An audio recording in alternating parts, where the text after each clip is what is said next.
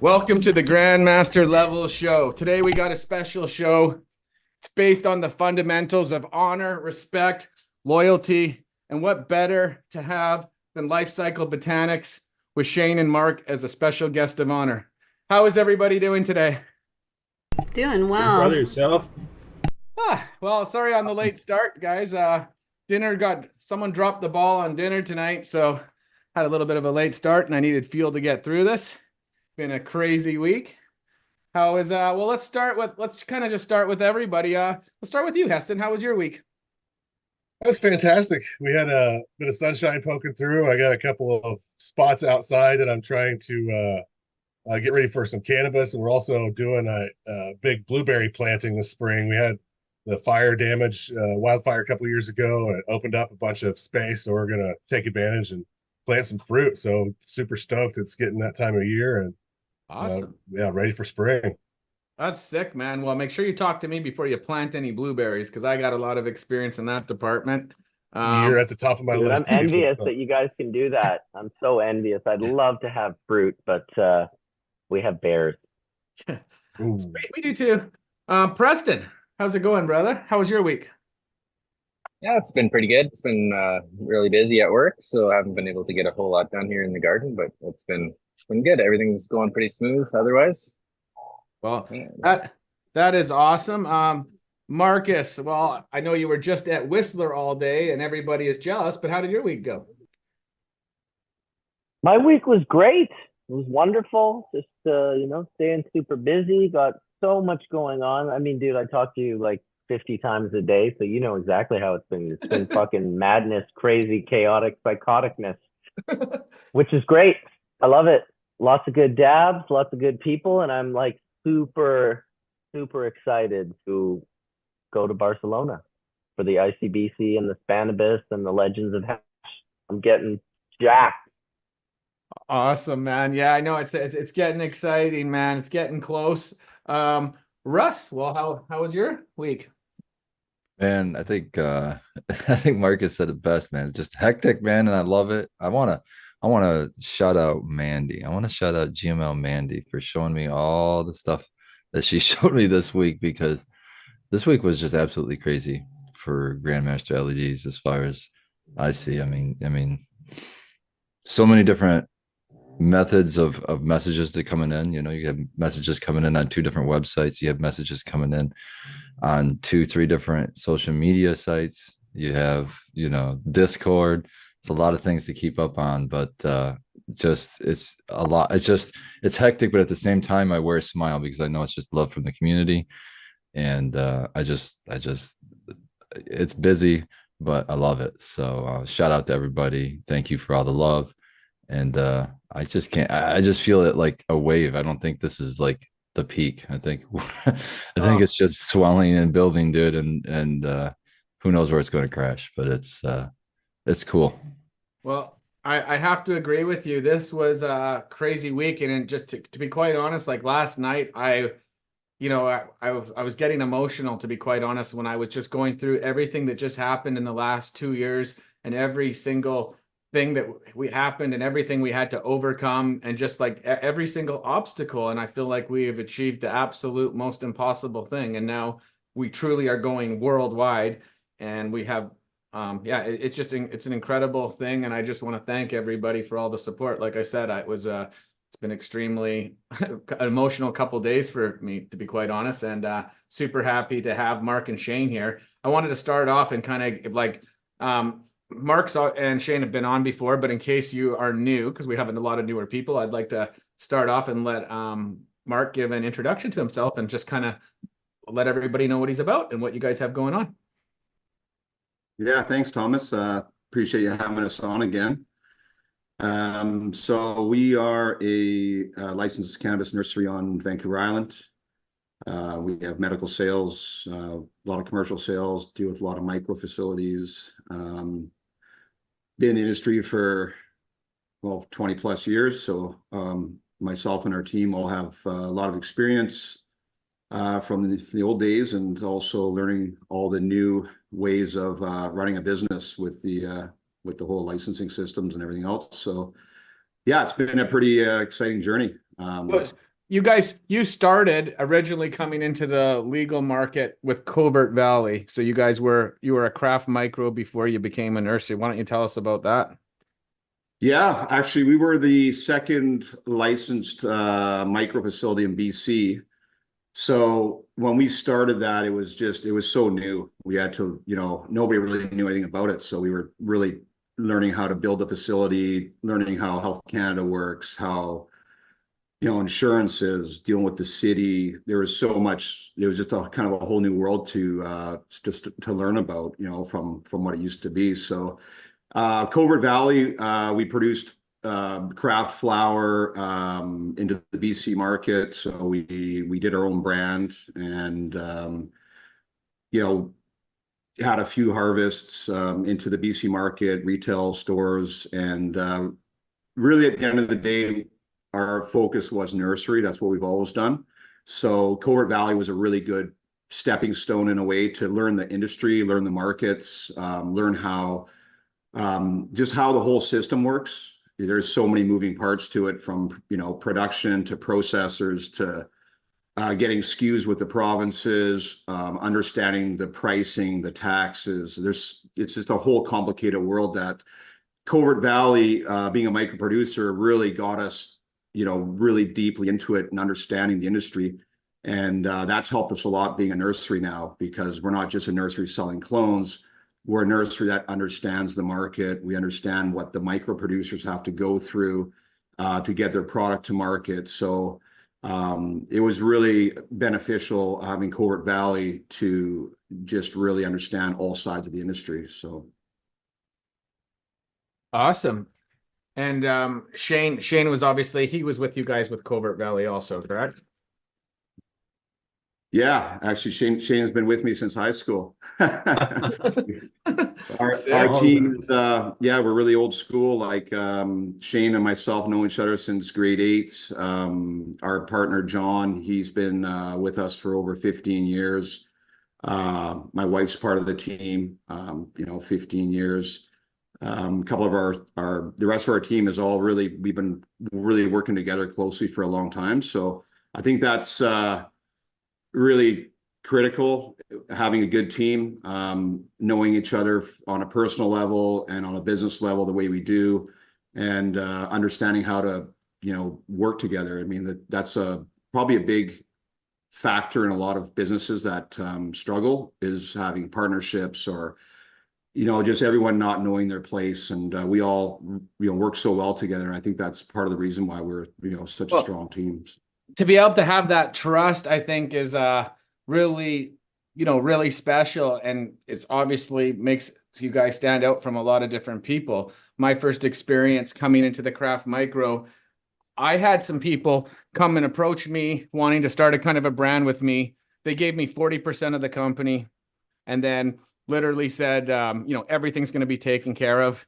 And, on our very first, as we were building, I was obviously participating and saying what needed to be done. I ended up spending over $100,000 and, thinking I'm going to be reimbursed right away after the crop comes up. And you know what? I could have got every single person to also sign a contract. No problem. They would have, but I didn't even think I would need to. And then it's like on our very first crop, we did very well, got very good money for it. And I got ripped off. And I think that's kind of a good example about like trying to get into business with people you don't know. It's insane. So that's obviously one thing that you guys have that's really nice, that you guys have been working together since then. I think one of the things that really stands out about Lifecycle Botanics is having an in-house HLVD lab. And they've been dealing with this for a long time. And I kind of feel like you guys are ahead of most people. So why don't you guys tell us a little bit about that? I can take that, Thomas. So we first encountered that back in the legacy days. Nobody knew about it when we first came across it. It started by people would think that you mixed up some strains, or maybe you just had some unusually weak plants. But as we started to see it happen more and more frequently, we did some research, and there was some publications in the States talking about this hop latent viroid or dudding disease. And so as we did more research on it, we found a laboratory in Canada that was able to test for it. we sent in some plants, had them tested. We had positive in our old baby house. We had ended up testing all of our mother stock, and we took out everything that tested positive. We removed everything from the facility, and so everything was clean. But then in time, we saw it start to pop up again. So as that happened, we started doing more and more research into it. So I've actually got a pretty extensive background in research to it now, like always learning new things, because you always find out new things as you go along. But yeah, you got to stay on top of it, because it's, they're still learning. Nobody has a magic cure for it. There isn't anything. There's no inoculation or nothing that just makes it go away. You just have to take all the precautions, also like sanitation, cleanliness, disinfectants. You just have to, really be on top of it. And so testing now for us, it's like a backup. It's more of a safety just in case, but everything's been working great with the policies and procedures that we put in place when we started the nursery. So we haven't seen it since. But, for everybody else out there, wherever you get your starting materials from, I got to say it's a real thing. It's a huge problem in the industry. So you got to be on it. Yeah. And it's not going away. Hops comes in seeds. So as long as there's seeds coming, being reproduced and, brought into the country or circulating around, the industry, it will just it's going to keep resurfacing for a very, very long time until science finds a better solution. So, like Shane was saying, is continuously testing and watching out for it. We have our own in-house lab, which allows us to continuously test and watch out for it. Before we had our own lab, we would send samples out to credible labs in Canada, which would test for it. But because it's such a the latency of the viroid, that's the real key to it, is that you can test some plants and say, yeah, we're clean, but it could be in that plant and it's just not showing yet. So it could take generations later before it starts to show up, and or months and months till it can show up. So, just going in and say, hey, I just sent a bunch of samples into a lab and they came back clean, that's not necessarily the case. So us as a nursery have to take it to a different level, because we're giving plants to producers. So our responsibility is much higher than, for example, a producer is going to, run a crop of flower. You flower it out. Once that's done, you're going to intake new clones and start fresh again. So it's not as critical if you're getting clean clones supplied to you and it runs its course through the flower and it leaves you harvest and it's gone. Well, then you're on a new start each time. But as soon as you have mother plants that are long living, or genetics, from clones or phenohunts and all that, now you're holding a genetic for a long period of time, and that's where that genetic has to be tested clean, and it has to be continuously done. So it's a huge undertaking for a nurse to do that, but it's also what we have to do to try to ensure that there is clean genetics available, in Canada. So Yeah, like one thing that sticks out to me is I'll see online and I'll see somebody post and they have all their genetics and they sent one sample out of all their stuff to a lab and they're like, we're clean, guys. Clean, clean, clean. And then it's like, well, I can remember what you guys were going with something showing clean. And then 3 weeks later, like, it's called hops because it can hop around. People don't really understand how it's insane. There's some good videos by what's his name? He's the professor of plant biotechnology at Simon Fraser, Zamir Punja. He's got some videos on medicinal genomics, which is Kevin McKernan's YouTube channel. And he's got preventing and eliminating, understanding and managing, and just it's a pretty good introduction to people who might be watching and wondering if they can go a little deeper down this rabbit hole. That's one source that is fairly legit. Yeah, well, Shane's done a lot of research with Dr. Kerry Wang, a lot of nurseries in California, and and Shane also speaks on a lot of panels. I'm not sure how many of you go to some of the Grow Up conferences or Lift conferences, but you'll often find Shane speaking on one of the panels, because the knowledge that we gained about hops was hands-on knowledge. Like, we experienced it pre-licensing, where we really had to understand it so deeply, like on a different level to prior to becoming a licensed nursery, because it's not an option to give out infected plants to producers. So the level that we've taken it to is so far beyond just testing a few plants, and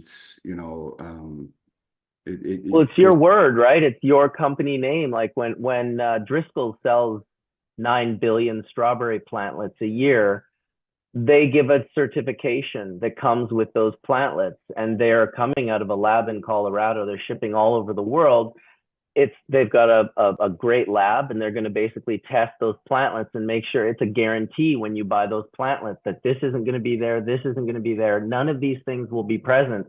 Hopslate and viroid is a scary one because they could get it from somewhere else, so it's a scary thing to try and get. And like you said, sometimes it doesn't show up. You could be testing and testing and testing, and it just doesn't show up until all of a sudden, boom, there it is.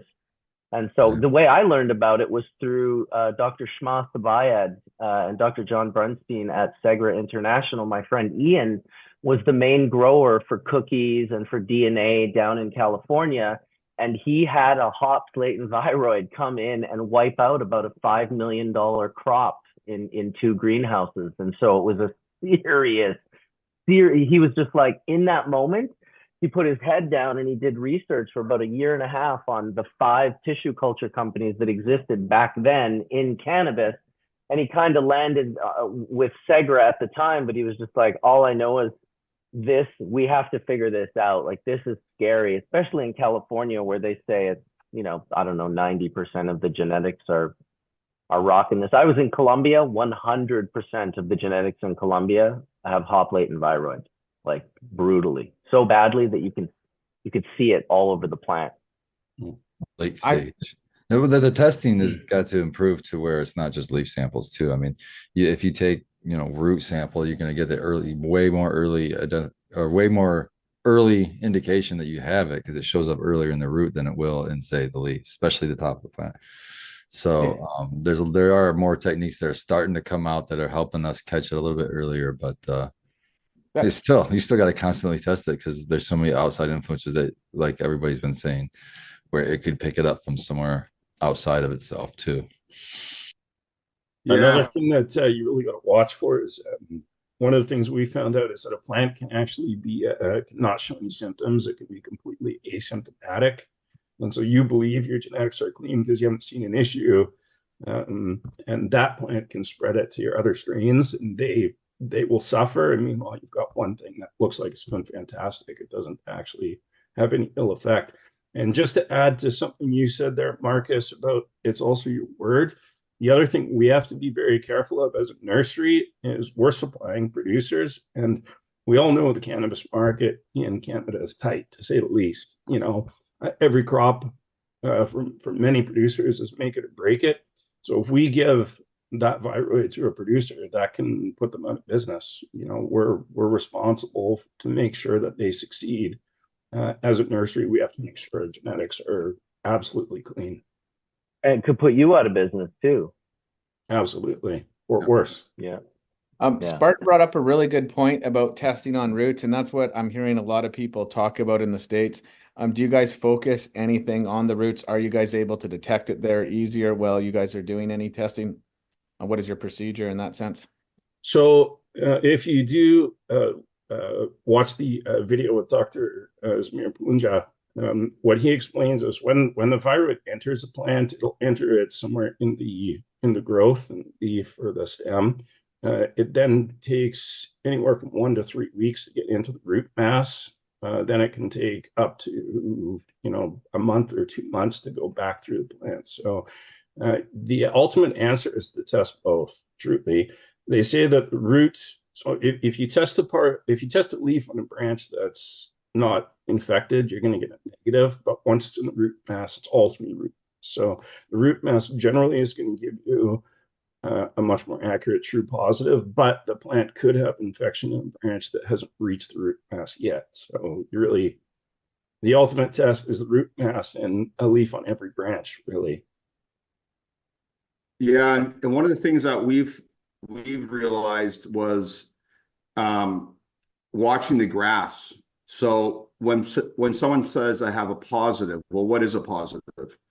Different testing methods have different thresholds of what a positive is considered.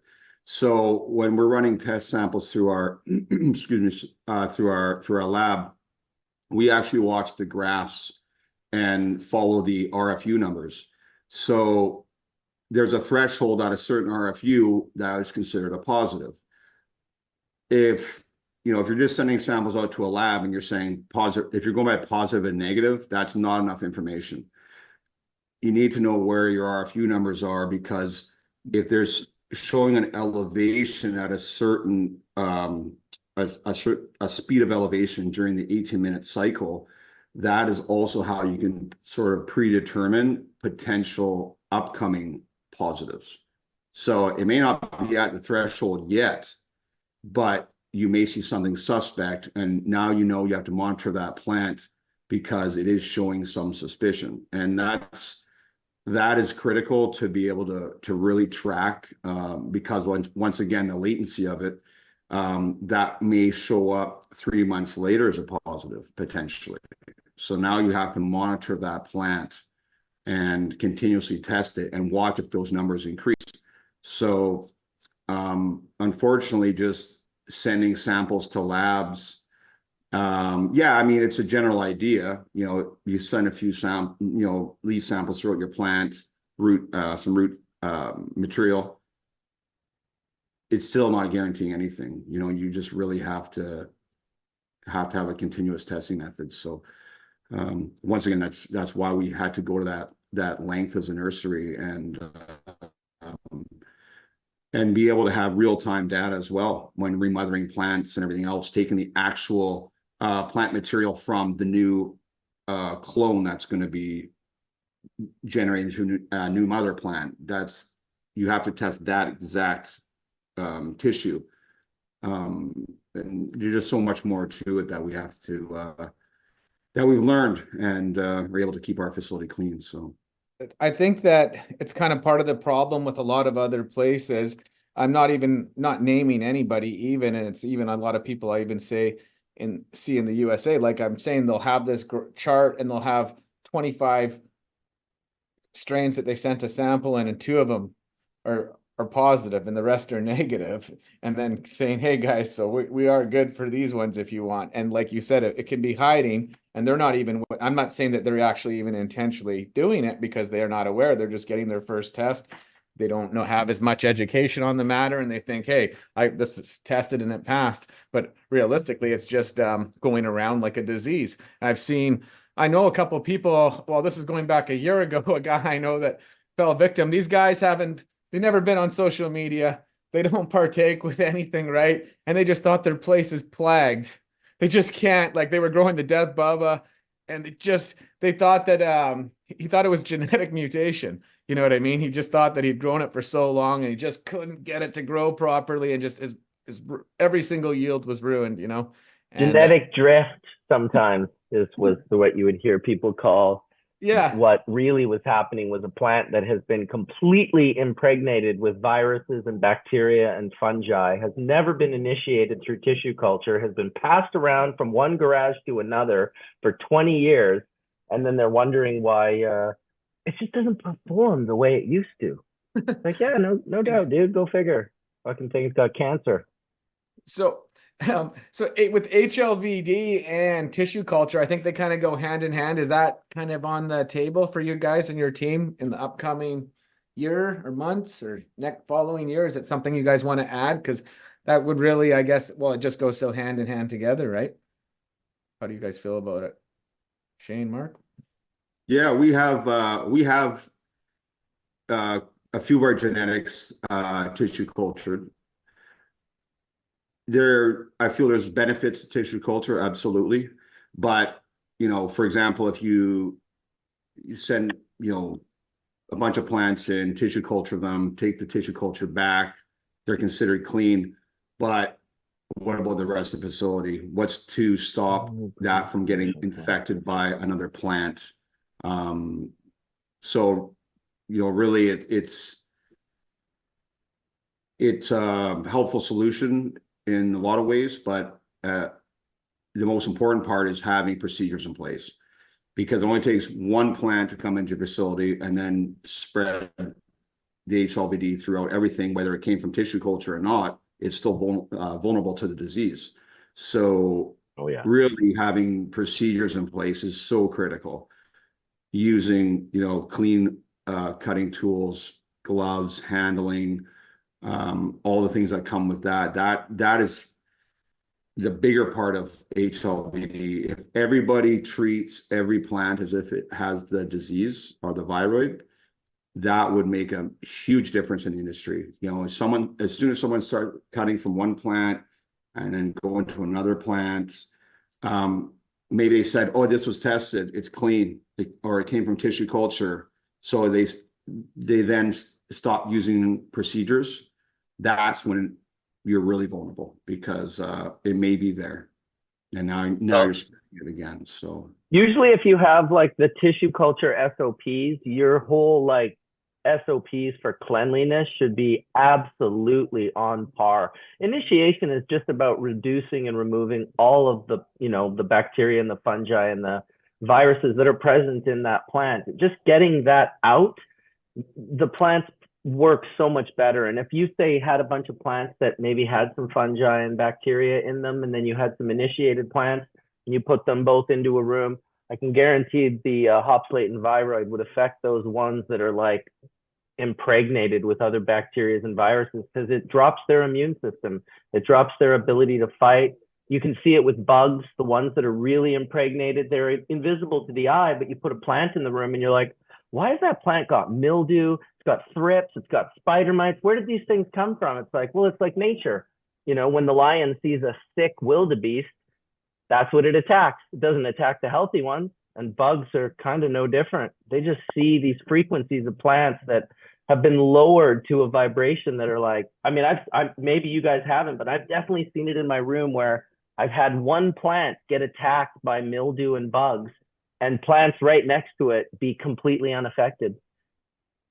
Yeah, Yes. so that's a good point. So if a plant has HLBD, it's actually far more susceptible to botrytis and root rot, all of the other sicknesses. It's far more susceptible because its immune system is substantially been compromised. So yeah, I'd like to ask you guys, like, what is a surefire way to get rid of HLVD if, say, you had it in your garden and you're trying to sanitize everything, reset your garden for a new run with clean genetics? What would you do to clean your room and make sure that it's ready to go HLVD free for the next run?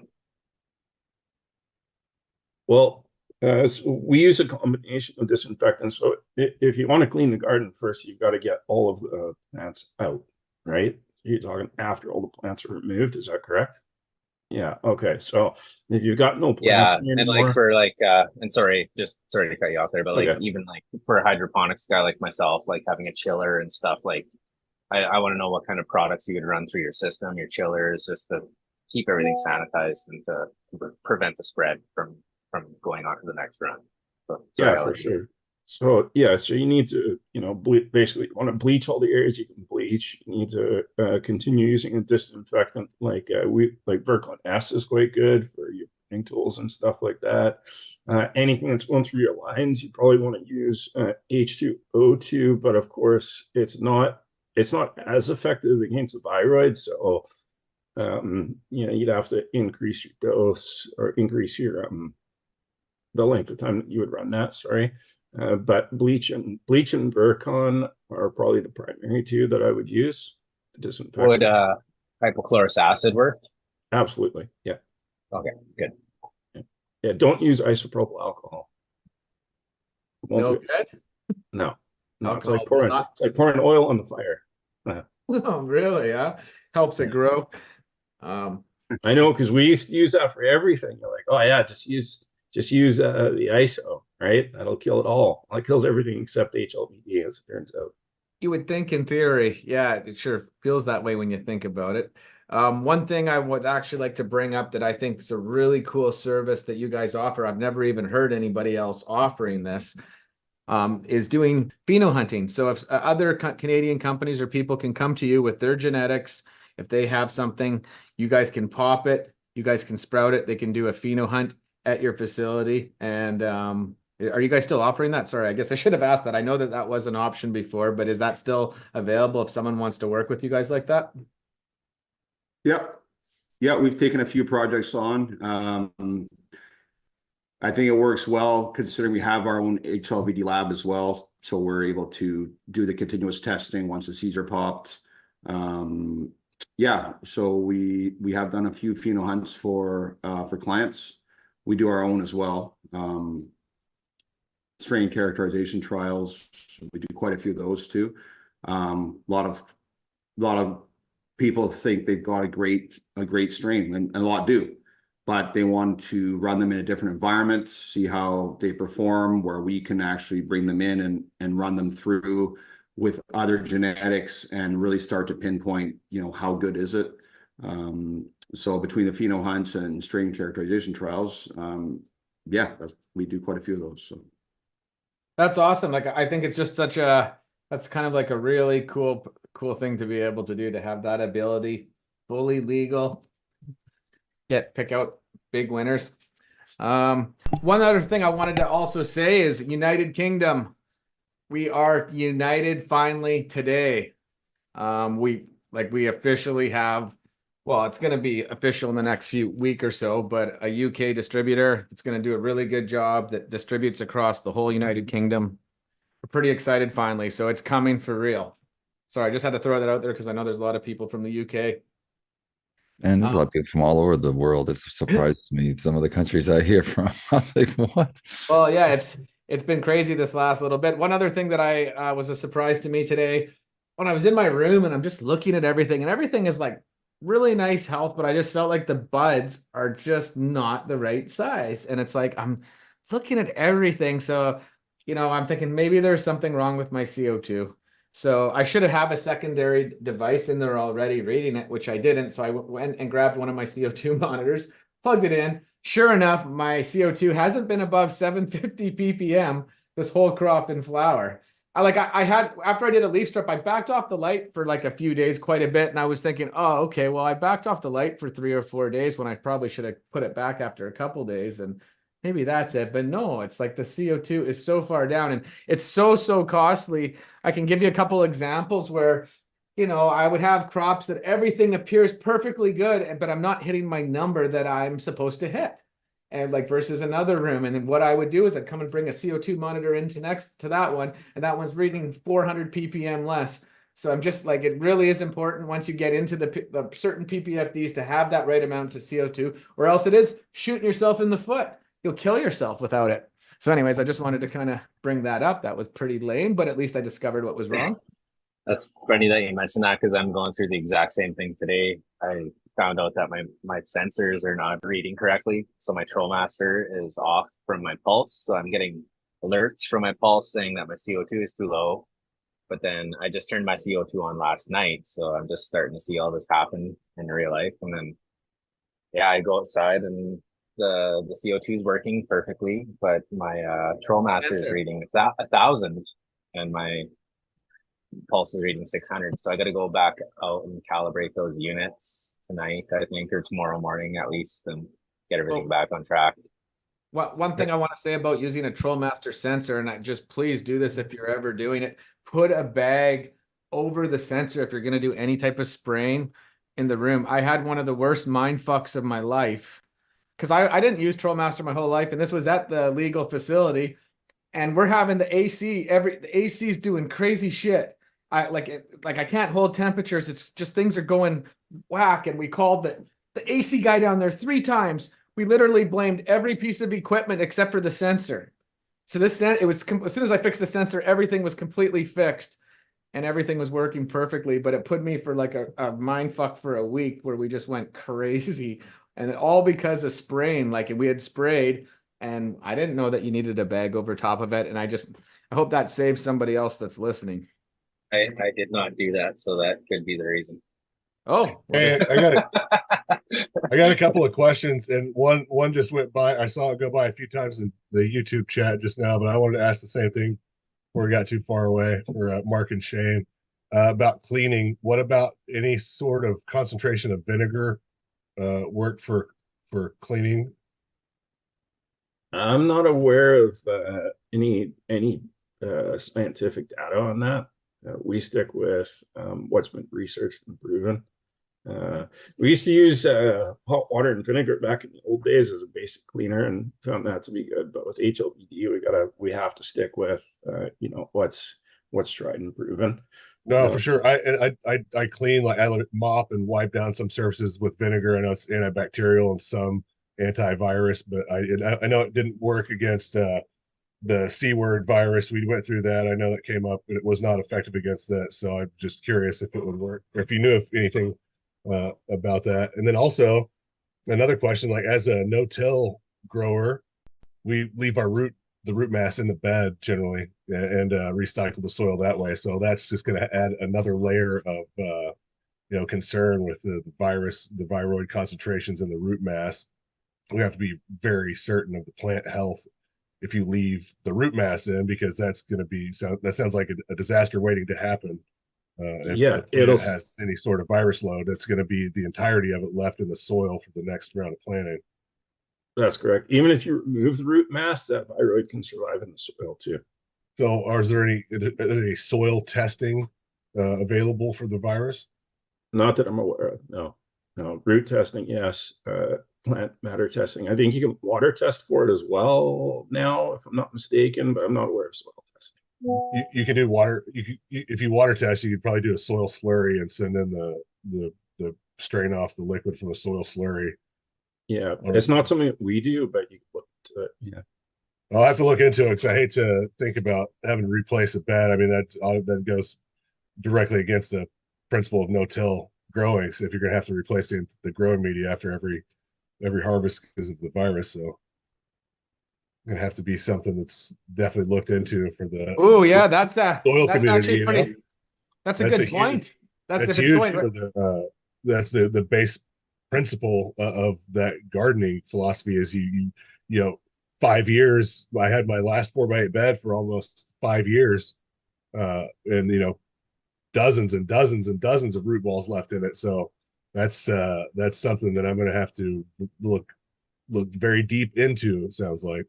Well, you've triggered my curiosity, so I'm going to start researching it now too. Well, let's get together. Let's stay in touch because I'd like to. There you go. I'd like to stay in touch and get ahead of this thing. Absolutely. I haven't seen anything about it other than root samples, so I think that we're onto something here. That brings up a good point about that I didn't even think about no-till and people that have a bed that they're reusing their soil constantly. If it gets into the roots and can stay in the roots, even if is it something that can compost and then, or is it stay and break down and stay in the soil? Or you guys might have already answered that, but that's interesting because that could really affect a lot of organic people with precious soil that they've been working a really long time to build it up to have the diversity and everything. Cycling how it does. I don't know all the words. Sorry. Yeah, no, hot compost, it says like when it cooks. I wonder if it would, because that's the have you heard anything? I mean, I'm sure that's, if you don't know about the soil sampling, probably hot composting to kill it is another unanswered question. You would think though, because I know that as someone, I bought like hundreds of yards of compost and I looked through quite a few different certifications and asked a lot of different things, like especially like if a compost is made from shit and or if that is one of the ingredients on at what point does it's not shit and it's just it's fully broken down into compost. And you can take shit into compost and it's fully certified and it's not it's clean. So I don't know. And you're right. I one thing I would see is I skip my, bucket in certain piles and it's steaming. So it's freaking hot and it's cooking outside.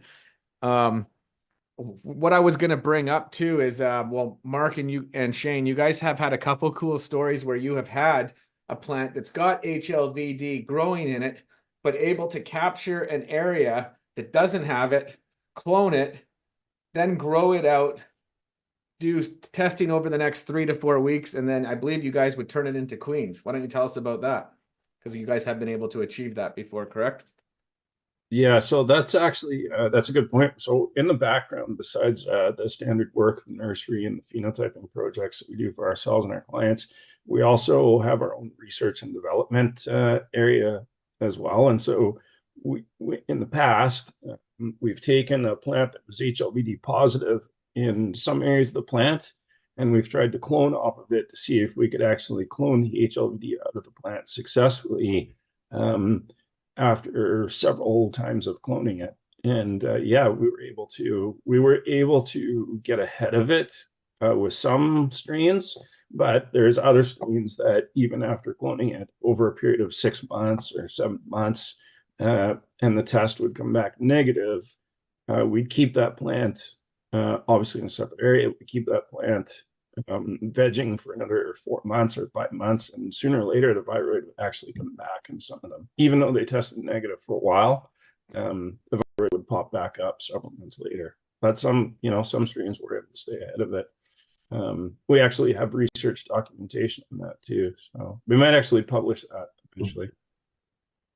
Yeah, that's pretty incredible to be able to do that. I remember hearing it the first time and thinking it, well, it just, oh man, after the time that I got it and I had a heavy load of it in my room, it just kind of fucked me up for a little bit because I'd never had it. And I was just like, oh, like I double cleaned everything so good. And so then I know other people, I haven't seen it since, but I know other people that the same thing happened to. They cleaned everything and then they got it again on their very next run. It's obviously coming from the genetics that they're guaranteed are clean, is obviously what I'm assuming. But that would be frustrating to go back to back while struggling for a year, finally figuring out about it, then and then you still can't get rid of it. No. Yeah, we do have some people that have a genetic that they know is positive for HLVD, and typically what cloning ahead and trying to get ahead of it might work, but a lot of those people just take their genetics in for tissue culture and try and get it cleaned. But funny enough, even a tissue culture, they do recommend that you reinitiate it after 2 years at the most, just in case, right? So it might be more effective that way. That's usually what the go-to is, and even that sometimes it's not always successful either. So, well, it's also scary thinking about that insects can then potentially transport them too, right? Like can spread it also. So even if you have something isolated, it could be you could have done everything right and still not known how it happened, right? Yeah, well, the viroid is spread through the sap, right? So you would think anything that intakes that sap, just like a mosquito with malaria, it's going to be able to pass it on.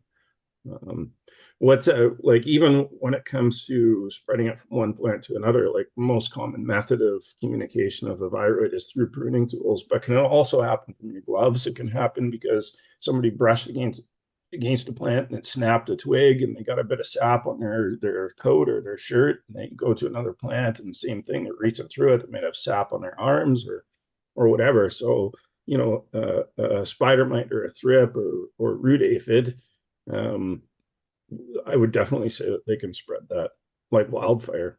As a matter of fact, I think bugs might be probably the most effective propagators of the viroid. It makes sense. Wait a minute, do you include humans and bugs? Because I'll agree with you if you do. But I I think humans is the biggest one. We do get a couple questions humans are from bugs. chat. Chat questions. You guys Fire ready? away. Okay, cool. So the first question is: do seeds carry HLVD, and does it show up in the seedlings? Yes. Perfect. Without going in depth. Yeah. So HLVD can definitely come in seeds. It's been proven many times. You pop the seed, so it can be at one seed and not another seed from the same plant. that's important. All you can do is pop the seeds and then grow them up to the point that you can take the sample, the leaf sample, and get that tested. The good thing is when you're testing a small plant, it's going to be more effective. The result's going to be more true and correct. So yeah, you just want to get that tested as soon as you can. But we have seen it, definitely. Yeah. Sweet. And can it be transmitted? For Go ahead. sorry, I've got a little bit of a delay here. The flip side to that is testing a smaller plant, a younger plant, where you're able to you have less plant to search for the viroid. It's also at the early stages, so it may not even actually show at that time. So that's your first set of testing, and then you'll have to continue on after that. So the bigger the plant gets, the harder it is to find it where it may surface. So you have kind of two sides to it. Testing a young plant is easier to find it in less plant material, but it also may be young to the point where the hops has not shown itself yet. So that's why the continuous testing has to keep happening. But from what a lot of the things that I've seen, like the rates of it being in seeds, it is pretty low. It's not like 1 in 2. It's more like in the low 30% range right That's now. But correct. as Yeah, we go, I mean, as more people breed, amateur breed, or any kind of, whether they're doing it on purpose or not on purpose, and have bad practices to where they might have hop latent virus, is probably going to be more prevalent in seed, is my opinion. I think for the future, I think we're going to see it occur more frequently in seed before we see it less frequently, the way things are going. Nice. The next question is, can it be transmitted in the air, and what are the signs? Can you guys tell us some of the signs that we can see that tell us we might have it? So through the air, there's no real definitive proof on that. I mean, hypothetically speaking, I suppose it might be possible for it to travel on dust, I guess, but there's no proof there. My own personal belief is it, I think it's possible. The signs that you'd be looking for is, stunted growth, smaller leaf structure. That's one of the things that I noticed early on when I was first trying to figure out what was happening. Was I'd have a table of Rockstar, and there'd be like 3 plants that all the leaves were a bit smaller. Hence, we thought initially it might be a mixed strain, but the plant was shorter, smaller leaf structure, brittle branching as well. The branches grow more lateral instead of up. As the plant starts to flower, the flower can look more like balls of fluff. There's no resin. They're not sticky. There's no smell. So by the time it gets that far, it'll be pretty obvious. But yeah, the early stages would be more stunted growth and brittle branch structure. What with the death Bubba, when it happened on that crop that I had to cut down, I remember looking at the footage, and because I've grown that plant, so like I've grown it so much. And GMO at 3 weeks in, or I think we were on day 28, it had some pretty nice meat on it, even though it had it. And I thought, well, if everything looked like the GMO, I would have just gone across the whole way with it. But the Death Bubba looked like it was day 15. Like it had no chance of ever finishing into anything. I remember people saying, you just got to grow it out, man. Anyways. All right, and then there was another good question here. Can you contaminate and open pollination to quickly find resistant phenotypes, or will those plants always at some point be affected?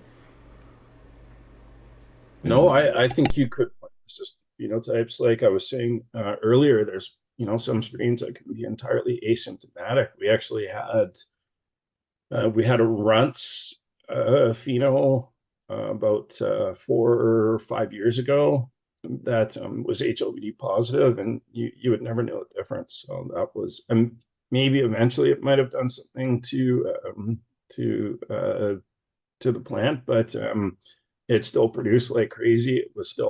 It extremely potent. You wouldn't know it had it at all. So yeah, I would, just like some cultivars are resistant to powdery mildew, some cultivars are resistant to pests. I think there's definitely strains that are more resistant to viroid. It won't show the effects. Heston, what is it called again when you breed a plant to be able not to pollinate again? Well, the triploids are sterile, Triploid, or sorry, sterile, like a triploid. That's what it's called. but mostly sterile. Yeah, you make Okay, a so tetraploid and and then cross it to a diploid, and you get the triploid. I remember how people were talking about that and being upset about it, and then it's like the more and more I thought about it, how there really is a place for these in outdoor production, because like, what if you want to risk having your crop pollinated by a whole bunch? Like, you could have your shit pollinated because someone has males out there. Or you think about this, pollen's been shown to carry hop latent as well. So you can be infected by accepting pollen. 100%. So, so I mean, yeah, that's another advantage for an outdoor grower. The reason why I was trying to bring it up is I think people should be a little bit more open to it. Obviously, if it was some big Monsanto buying the rights to every single genetics and then doing it to it, that's a problem. And like everybody having to go through them. But I meant, like, if people are doing it legitimately, I think it's actually would make great practice, and that's something that that should be. If I was getting cuts for outdoor, it sounds like that would be, and especially the strain I want. Or what were you going to say, Heston? No, they're like, I think it was 2018 when they planted so much hemp in Southern Oregon. It was right after they did the first change in the Farm Bill.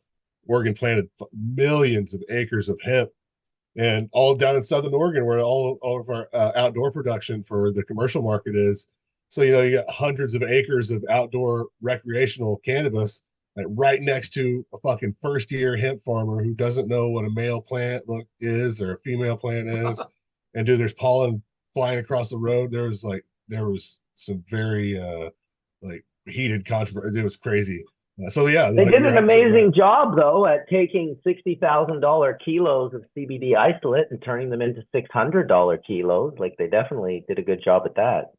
It was a wild couple years. I remember Heston, by things madness. getting very heated, did something burn down? Because that's what I would imagine would happen. Dude, there was people, like, yeah, houses burned out, whole fucking dude, farms burned out. It was crazy. I just remember them going from, I think, 15 to 2,000 or something, or 15 to 2,500 in a pretty. It's like, what is going on? It was insane. It's kind of funny how the isolate was such a big deal, and then it seemed like every full spectrum was more important, or seemed to be more value. There's a guy down in Applegate who planted. He was like a alfalfa farmer, and he planted 1,000 acres of hemp to run for isolate, and cut it and bagged it and baled it green like he did his hay, and shot it the baled hemp full of nitrogen gas like he does with the alfalfa, thinking it would just slow dry and be fine. So he had 1,000 acres full of fucking rotten bales of hemp, and God, that was the end of his farming days right there.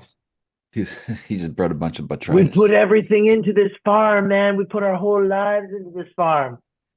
Well, you made a bad choice. Sorry. Should have fucking Googled how to harvest hemp before you took a run out there, fella. Yeah, I mean, it's crazy. There's a hemp industry here since the 90s, like 94, I think, the first Canadian license. By 98, it was a commercial. They had changed the laws to commercial.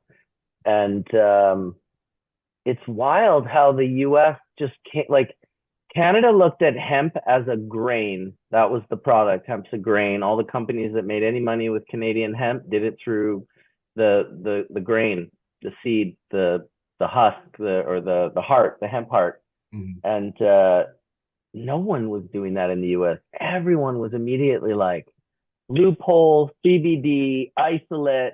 And I'm like, I'm doing the math early. Like, if you're making as much isolate as you're making, you definitely have more than 0.3% THC. Like, you must have kilos of it, actually. If you make a couple hundred kilos of hemp CBD, just isolate, then you're definitely going to have a few kilos of THCA. And my buddies were always like, Yeah, we don't talk about that. That's the part of the farm bill we don't really talk about. I'm Exactly. like, oh, all right, okay, dude, sounds Dude, good. it was such bullshit. So we grew hemp in 2020 and did a Nice. seed production run, but the testing was like 0.03% THC here in Oregon that year. And Yeah.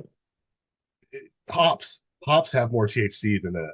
And you expect people to grow a cannabis plant with less THC than a hop plant has. Well, So there's tons of plants that, like, if you want to grow hemp plants that are below 0.3%, we grew Zolotonosha from the Ukraine, and it was 0.03% THC. The problem is, you guys were growing for CBD. You're trying to get these 15%, 20% CBD cultivars, and when you do that, you get over 1% of THCA. That's just what yeah, oh, yeah. happens. Oh yeah, no, fucking yeah. American has to go big, go for the 20% fucking CBDs or Oh nothing yeah, else. Fuck of it. course, of course. We were growing. It Our was shit had ridiculous. like no like Canada was like the highest CBD was like 3.6% CBD. You know, back in the 90s, it just Which is nobody cared. reasonable to expect to be able to hit that THC numbers with that low, yeah, that But low there's already a cannabinoid big fentanyl. push at the Yeah. federal I level mean, to I'll push tell you that to this much: I 1%. haven't seen a CBD company sell for $500 million, but I did see my friend's company, Manitoba Harvest, which was just a grain hemp company, sell for first $127 million and then for 419 million US, which is, Nice. I know, I couldn't Were they believe were it. they making Nice. something nice, making nice clothes, or what were they doing? They're making food, man. Fuck clothes. Everyone Just eats. hemp hearts, right? They're in the grocery stores. They're in Whole Foods, Safeways, Jeez. Kroger's, Costco. You know, like they Oh, got the distribution, and that was it. wow. Nice. Impressive. Distribution is a big deal, man. It is.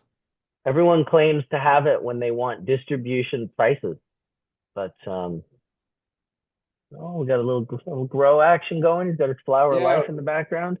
What do we got going on here, Preston? Why don't you give us a quick little walkthrough of your beautiful RDWC setup? Indeed. Here, sorry, let me turn you. Oh, let me turn you around here. Okay, here you go. So, uh, here's the True Death Bubba from yours truly, Lifecycle Botanics in Covert Valley Craft. So last night I did a nice defoliation. Took the bottom 2 or 3 branches off of each plant. I topped them, all of them. So I think tomorrow or the next day I'll be throwing up the cages, and then I'm going to start training all these branches down. And then I'm going to give them probably another 2 weeks of veg, and then I'll flip them. So I just want to shape these plants really nice and get as much pops as I can, and then go from there. And then this little girl here, she's kind of hurting right now. I think I bent her over last night, and because I'm medialist, I think I snapped some roots. So she's in some pain right now. But I don't know. Death Bubba can be finicky. It looks like Yeah. they finally taken. It's kind of like even in I haven't had my pH meter working for over a week, but I have a pretty good idea of what to do blindly. And but I can tell you when you look at the 3, if one of them's not happy, the only one that's got like purple in the stem and showing that it's things aren't perfect is the Death Bubba. Ooh, that's looking nice. Holy smokes. Oh, nice. Wow, those are So huge. in the system here, I've been doing beneficials for the past 6 years, and before I was using bleach and UC roots, and I don't think we were using it properly. So I'm excited to have this Neurovine doser where I can read my ORP and know exactly where I need to be for keeping the system sterile. And so far, so good. I got a hypochlorous acid generator delivered to me from HypoSource the other day. So I'm going to be testing that out and making my own hypochlorous acid for the system. And then here the plan was to do a beneficials. So I'm going to be doing beneficials, same plant. It's not really a true test, but I just kind of wanted to see the difference in what the roots look like, because whenever you're doing beneficials and organics and hydroponics, the roots tend to look like trash, even though the plants are in perfect health and they're loving life. Just it's not very eye appealing, but I just wanted to kind of have a side by side comparison, see what the difference is between running sterile versus beneficial, and try my hand back at sterile and saving some money basically. Running beneficials is not cheap. Running hypochlorous acid from Current Culture or Athena is highway robbery in my opinion. Like for 2 gallons of the stuff, it's costing about $400 Canadian, and I can make 2 gallons for $3 with this hypochlorous acid generator that I got. So it's going to save me a ton of money. It's going to keep everything nice and healthy and sterile in the system. So I'm excited about that. Awesome. Yeah, I can't wait to see. It's like once they get to that stage and kind of like you're just like a couple days away from getting like real 3-inch growth is kind of how I feel like it can do. You know what I mean? Once the RDWC really takes. Well, one other thing that I need to bring up too that, well, we've already brought it up before, but if you are in Canada and you have a medical license and you buy a Grandmaster LED light, Grandmaster LEDs is going to pay Covert Valley for 2 clones so you can get the Death Bubba. So make sure to reach out to Covert Valley at Mark's team if you have bought a Grandmaster LED light. You just need a medical license. Or is it just an adult, or do you need a medical license, correct, Mark? Or how does that? You do need a medical license, right? Yes, you need a valid license. We will be available in retail stores in BC starting April 1st. We will have availability of our clones in quite a few retailers for your 4-plant legal limit. Like what kind of stores though, when you say that? Like liquor stores? Or like what kind of stores? Cannabis retail stores. Oh yeah, cannabis retail. What am I thinking of? Well, yeah, I said liquor. Yep. Yep.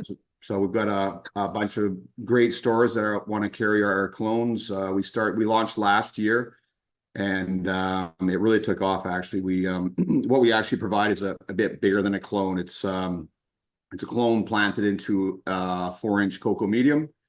We put it back on the shelf and veg it out for anywhere from 5 to 7 days. So you get a good solid root ball.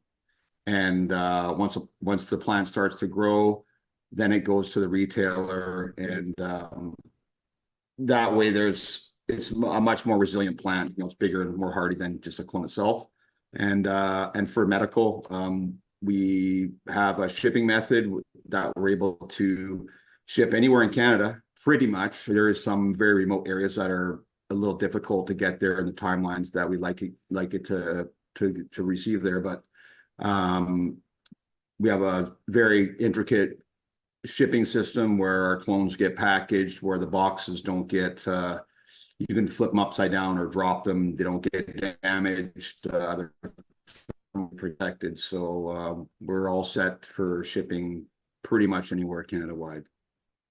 Yeah, your guys' shipping is awesome. I gotta give you a shout out for that. I was quite surprised. Came in a nice tight box, styrofoam packaging with the tray, the dome, and then a wooden insert that would keep your cuts from falling out. So no matter what direction the box was in, if somebody tossed it, those clones would stay inside of their tray, no matter what. So yeah, I got to give you guys a shout out for your packaging. I was very impressed by that. So thank you guys. I was also gonna say it's like having a Death Bubba. It's gonna be like a Death Bubba grow off, because basically I'm always gonna have, like, I have 3 tables. I'm gonna be growing a different strain every time, but on each table. But I'm gonna continue to do Death Bubba to keep on playing with different spectrums. And all the people for all these years now actually have the opportunity to not only grow Death Bubba, but there's so many people that have already bought spectrum tuning lights in Canada. And when these new ones are landing here, just like in either the first shipping container is landing in potentially early next week, there's so many that are going to be going out. So many are going to be growing it. It's going to be a lot of fun. It's going to be fun doing the show and everybody coming up and talking about doing all the different light recipes. Yeah, it's getting pretty exciting. By the way, I forgot to plug it, but we do have a Discord. I forgot to put the link in the show. Someone in chat can also do it, but we need to remember, everybody, we do have a Discord, and I apologize, like this last week I haven't really been in there at all. Been honestly just it's been insane. Well, Spartan called it at the beginning of the show, and you just saw Marcus's face when he said it. It's like we talk throughout the day, and it's like we're so busy. It's gotten to another level of busy. So yeah, it's what we wanted though. So it's awesome. Is there anything, Mark or Shane, that you guys want to kind of spotlight or bring up, or anything you guys want to talk about? Are you able to show what's on my screen right now? If I have a picture What I can do is I can make you a co-host, and now you can share it. And now you can share your screen. Yeah, perfect. Okay, just give me 1 second. I'm just going to show you guys our retail clones here.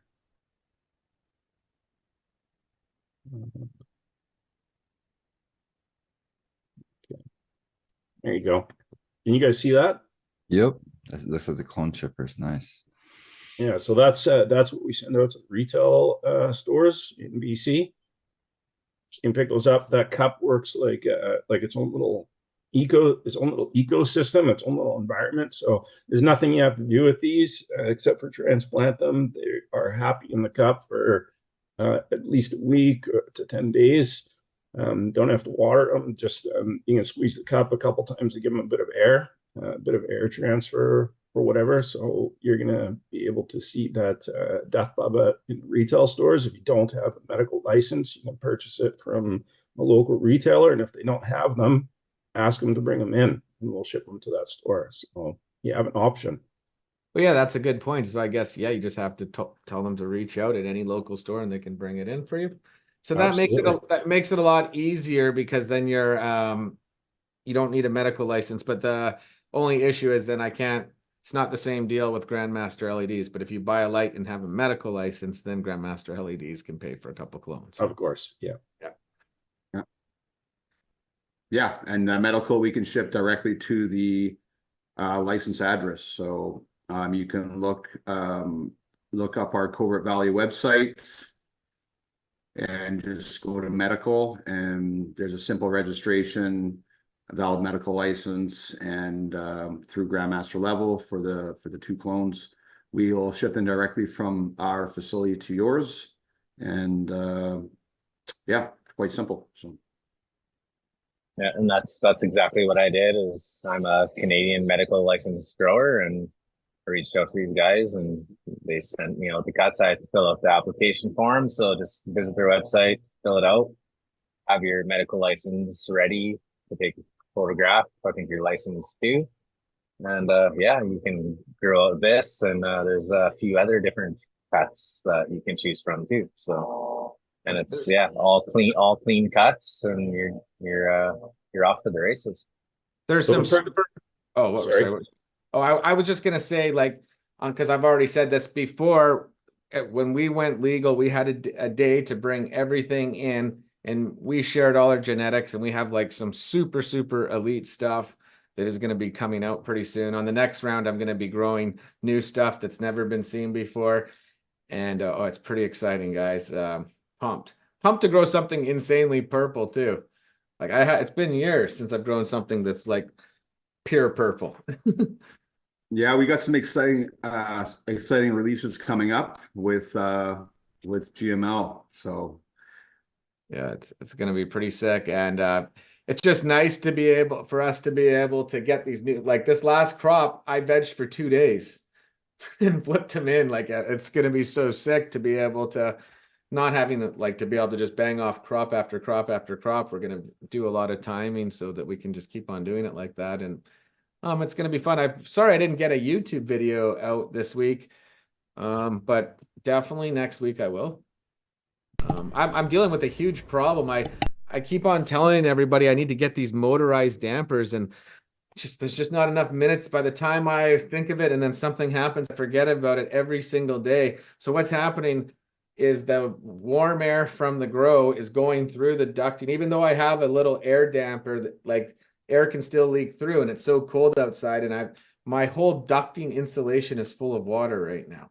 And I've got a bucket and it's dripping into, and then I'm dumping, and I just God, man. I haven't, yeah, I know it's like a total risk of something actually happening, but I haven't had enough time to deal with it. Like I literally, like Well, you know, like, and just like the phone, Yeah.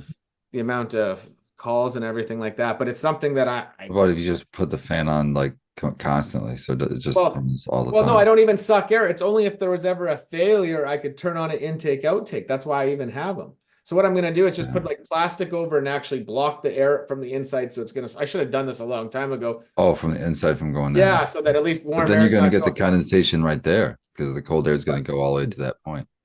Yeah. Do you have a damper on your I have contamination? I have two dampers that are spring, but these things aren't airtight. So what's the point of Yeah. having a damper if it's not airtight? But anyways, there are some legitimate, really good motorized dampers, and I remember a bunch of people sending me some. I'm gonna have to put out a post again to be able to have it. Where so basically, I just need to get that motorized damper right at we're in between where the wall is. You know what I mean? And then I'll never have an issue. Have it hooked up to a cruise temp.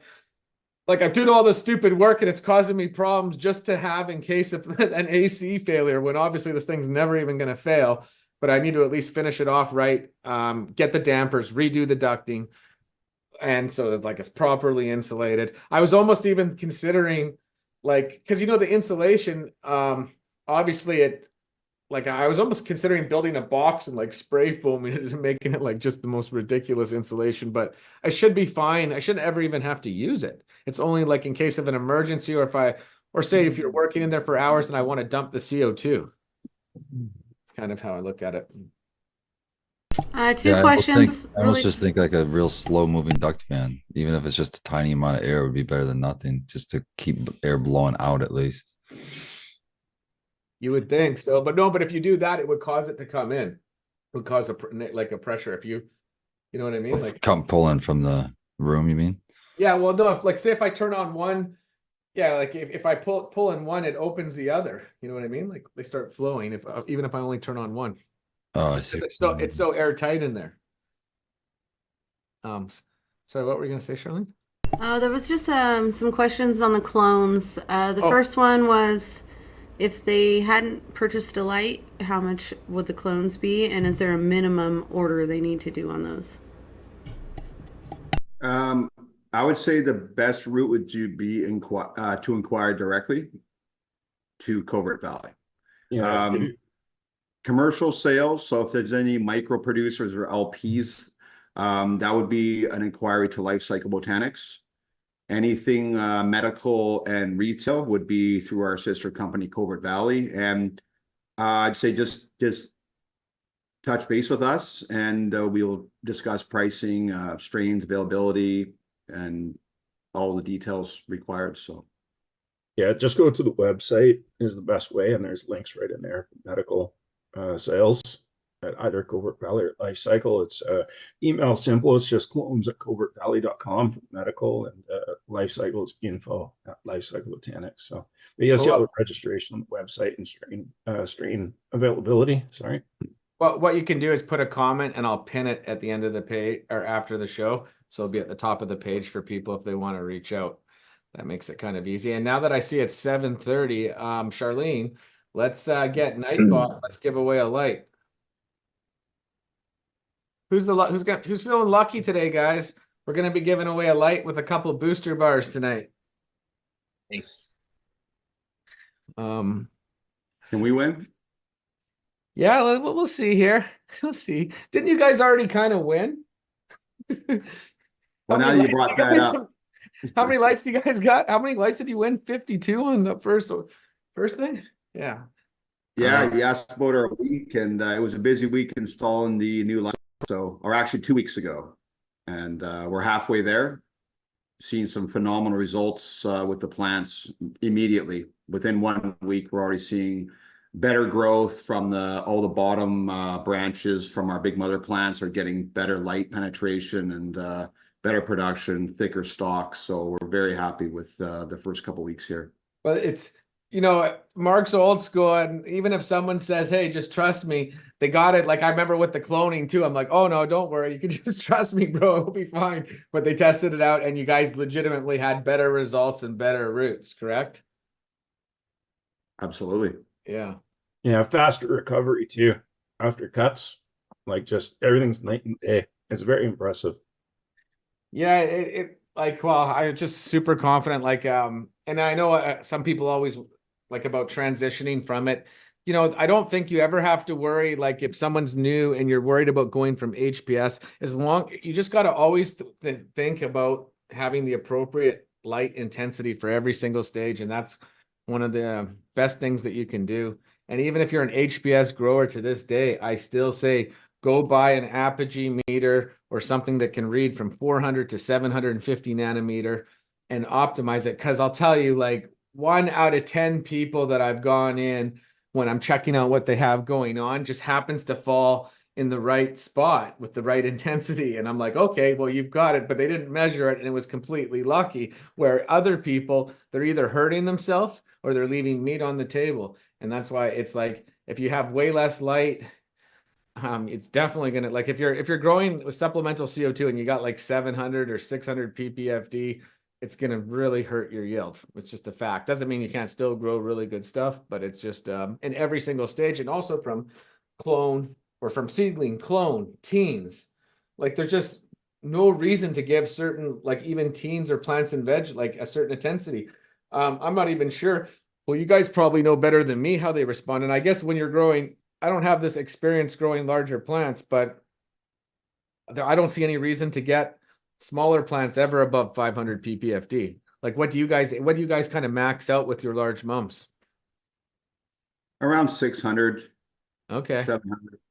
Yeah, I guess what they were growing up and you only had so much room for your lights too, right? Well, with big plants, there's such a big fluctuation. You know, you've got a 4 or 5 foot plant. So your PPFD at the top to the bottom, actual difference, right? Yeah.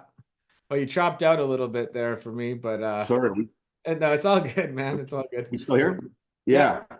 So what we found with the V4s that we just installed is that we're getting a way higher penetration to the bottom branches of the plant. And that is critical with large mother plants, because what happens with the traditional CMHs, we might be pushing 500-600, ppfd up at the top of the plant, and it's dropping down to like 150 at the bottom.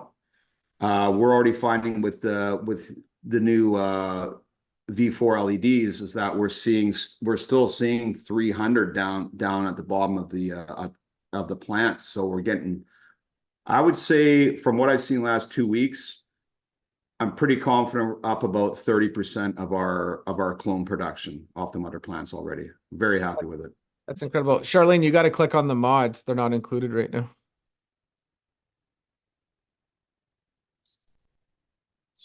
Oh, I got my door open. Oh, shit.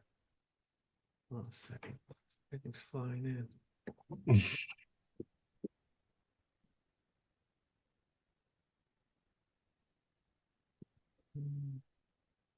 Okay, we got 208 people eligible. There's 325 live.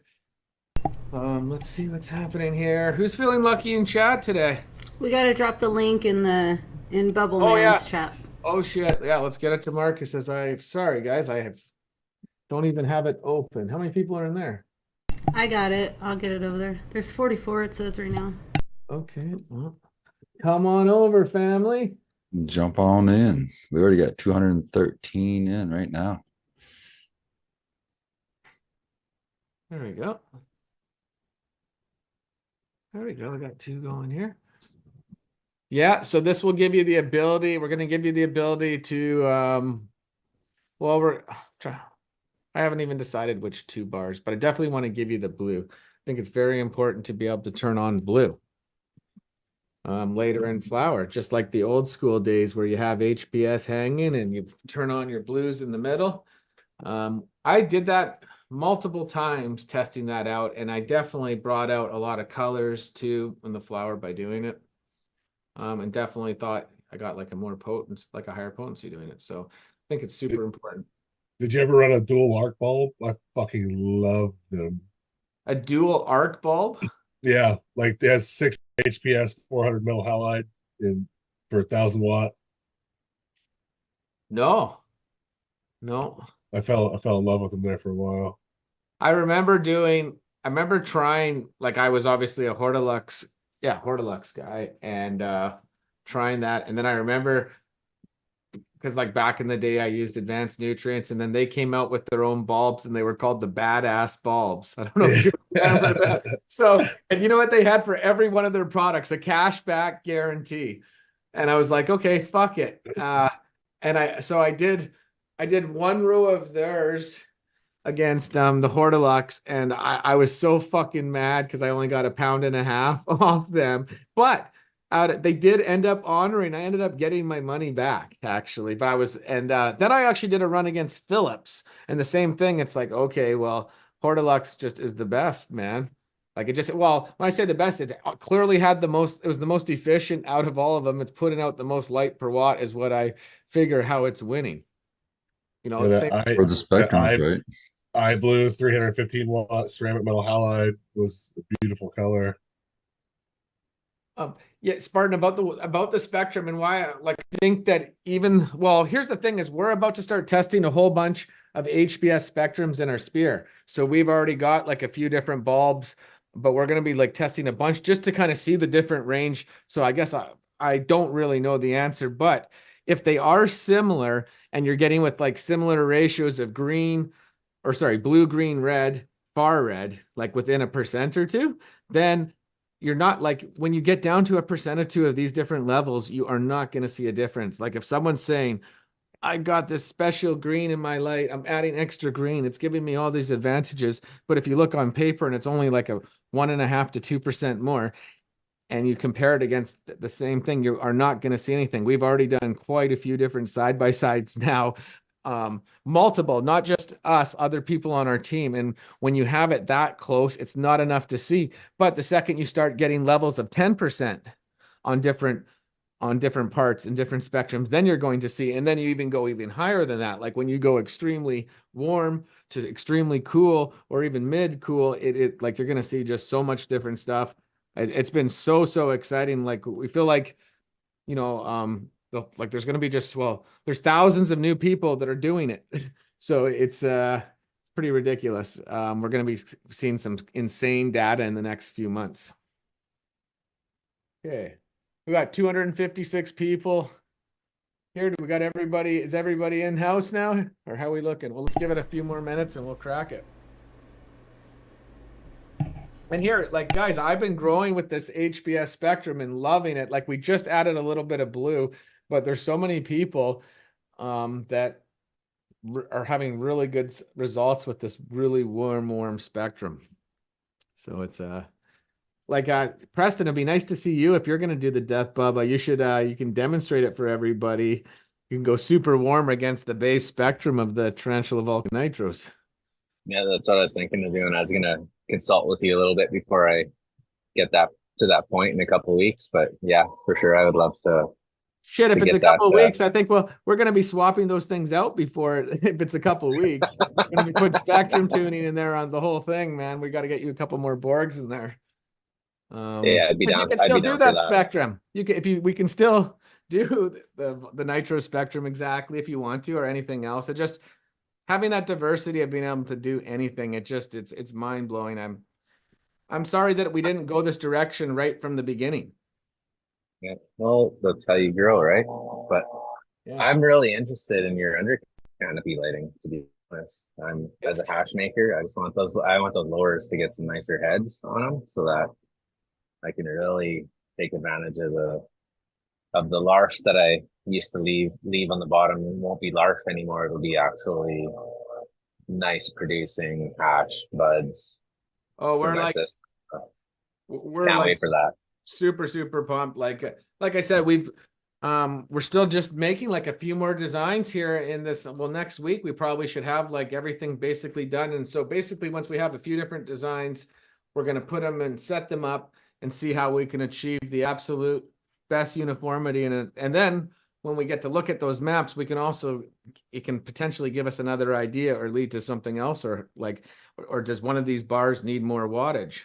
Like that's the other thing is, we're still debating, we're almost kind of thinking about giving more wattage so you have it if you need it. You know what I mean? Yeah, if you I agree. The more the better.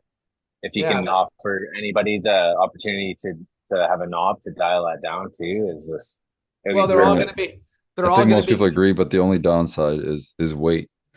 So don't go too crazy with it.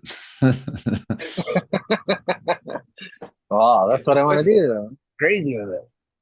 like But it's gonna be able no, to be hooked up with the controller, so you'll be that's why it's gonna be fully compatible with the controller, so you can have it at whatever percentage you want, and that's why we're thinking about giving that extra wattage, because some people do not care about power one little bit. They want to just maximize that area and pull as much weight, because of the overall picture of the power is irrelevant compared to what it's pulling out of there and producing. And there's still I, lots of I'm areas that are like that. I am the perfect example of that. Everybody like, well, not everybody, but I get quite a few people blasting me about my lights being so high and how I could save so much power if I was to lower them down and raise them up as they grow. But I don't care if I got to spend an Well, extra $50 a month to keep my lights up on the ceiling so that I never have to lift them. The PPFD coming off of your lights is insane. Like the best of any LED I've ever ran in my life. So I'm not it's worried about it. I'd rather leave them on the ceiling and just play with the percentage or the power and just go from there. But yeah, the under canopy lighting is something I'm super excited about, and I can't wait for that to come on. well, it's Very coming in a really big way. We've been dealing with this. I've been having multiple meetings at nighttime trying to wrap up this UVB light, and it's good base. It's almost ready to go. There was just something I didn't like about it, and I was just trying to. I got to the point where I said, "Okay, guys, I surrender. Let's just do it." With it's not like I'm just trying to make something extra nice about it, and then my team's like, "No, no, we don't have to surrender yet. Let's just go a couple more days." Like, and when I say surrendered, I'm trying to add an extra feature to it that it doesn't have already. And it's just kind of funny how I was like, I just said, no, guys, like we need it now. I surrender. They laughed. Well, it's like if I would have just surrendered, oh, we could have been much further along like a while ago on it. But everything is done. It was just I wanted to make one other addition, and then it changes something, and you have to modify the certification and little things. But that's what happens when you see something to make it better. We're constantly kind of looking at that in any way we can improve anything, but it's going to complete everything that we're doing, and having those wavelengths, it's going to give the real true full tunability. The other day someone said to me, hey, can the Borg replicate the CMH light? And I'm looking at it and I'm like, we absolutely can match the far red, the red, the green, and the blue, but I can't match the UVB and UVA. But with the new Tarantula UVB, UVA bar, we absolutely can. So that will be one of the things. You want to go to CMH mode, it's going to be one of the new presets. So it's coming, guys. The whole alphabet of UV is coming. So, oh, and up from last week, my room got thrips. We were actually really happy about this. I know it sounds crazy, but like I left my door open and just had been going in and out like crazy, and thrips. I had multiple thrips in the room, and it's giving, like I even gave it a little bit before I even installed the predators. And we also did the lightest lift, or I did the lightest leaf strip in the history of anyone has ever seen me do, for the simple fact to give the thrips more of a chance. I know it sounds crazy, but and I think we're on day 3 of potentially treating them with the predators. And I'm interested to see, like, I think we're gonna, like last time it took almost 6 weeks to eradicate them, but I believe we can do it a lot faster this time because we're doing a little bit of a different treatment. So it's gonna be pretty fun. And we got 282 people in there. I think we're okay. I think we're good to roll it here. All Let's, right. okay. Okay, 3, 2, 1. good Roll luck, it. everybody. Jed Jed Rollins. Is that out of Marcus's? Let's see. Shit's dead, That's baby. it's a pretty sick handle. And Yeah. we want to give it, we want to put in Mandy's email, right? Yeah, we'll put it in the chat and pin it to the top as soon as we see him. Dad. Yes, please put in Mandy's email. No need to be a middleman there, Russ. Got enough middleman to do. Yeah, I sent it to Mandy, and she's like, "Well," she's like, "Why are we sending these back and forth when they could just send it to me?" I'm like, "Yeah, I like that idea." Just make sure you put it in Mandy's email, guys. That happens a lot, man, on a daily basis. Mandy says, message somebody back. And I said, why don't you message them? Why am I the middleman? Got enough going on. It's kind of funny. Like I said, the last 2 weeks were chaotic. Is actually an understatement. Okay, well, that's pretty sick. Congratulations, Jed. Did we see Jed in chat? Did he claim his prize? That's what I was gonna say. Have we seen him?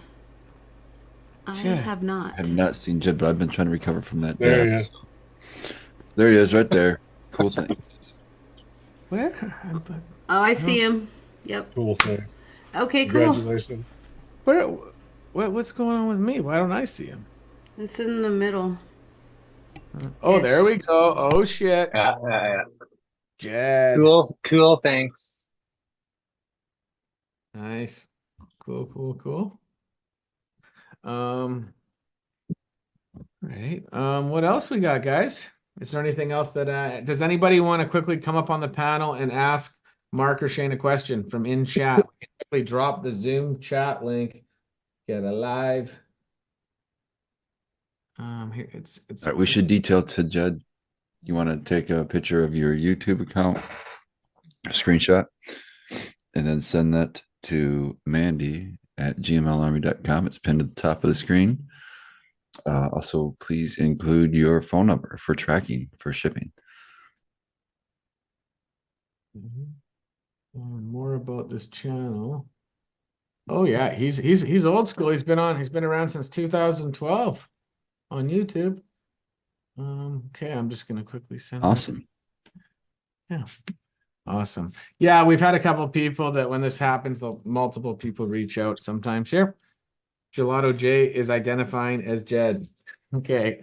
What light did he win? That's a good question. Flower Child said, "What did he win?" He won a Master 6 Bloom red with a 730 nanometer bar and a 450 nanometer booster bar. Oh, sweet. That's a sweet setup.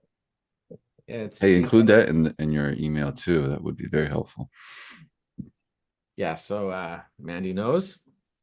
Okay, is anybody coming up quickly on the panel to ask a question? Give it one more opportunity here if you want to come over. Just a FYI, guys, I send Mandy to a screenshot of the user account on here. So if you're trying to pretend to be somebody you're not, she's going to know right away from the email that I've already sent her. Okay. And then you're up. Yeah, that's per her request too. And you get added to the list. We'll stick DAP on you. We'll get DAP after you. We'll get Jay after you, man. You better be careful. Man, are those guys kicking ass lately, man. Holy shit. I don't know if anybody from chat that's seen it, but oh man, it sure makes my day seeing those clips, man. Oh yeah, shout out to those guys. Sounds like actually Jay's reached out to me, so I think we might be able to link up one of these days. So that's gonna be cool. Nice. That would be cool. Damn, yeah. Well, man, they're just cleaning up those streets. We're bringing them to Vancouver this summer, man. I'm gonna clean up the streets of Vancouver. Sweet. Heck yeah. Yeah, it's gonna be crazy. Yeah, they're not messing around. Okay, so no one else wants to come up on and ask anything. I just saw a question go by about bleach ratios for cleaning. Okay. I assume like bleach dilution water ratio is what they mean. That's a great question. Yeah. Shane? Bleach for cleaning. Sorry for HLV. I'm assuming cleaning with HLVD. Isn't it like a 50-50 ratio, or what kind of ratio do you guys use for bleach and water? So for the areas that we use bleach, I think I'd have to double check. I mean, we actually use more growers oxide at about a 20% solution. So I'd say, if you're gonna use bleach, it'd be basically the same sort of thing, about 20%. Oh, so you just use you can use growers oxide as a replacement? Yeah, that's what we do now. Yeah.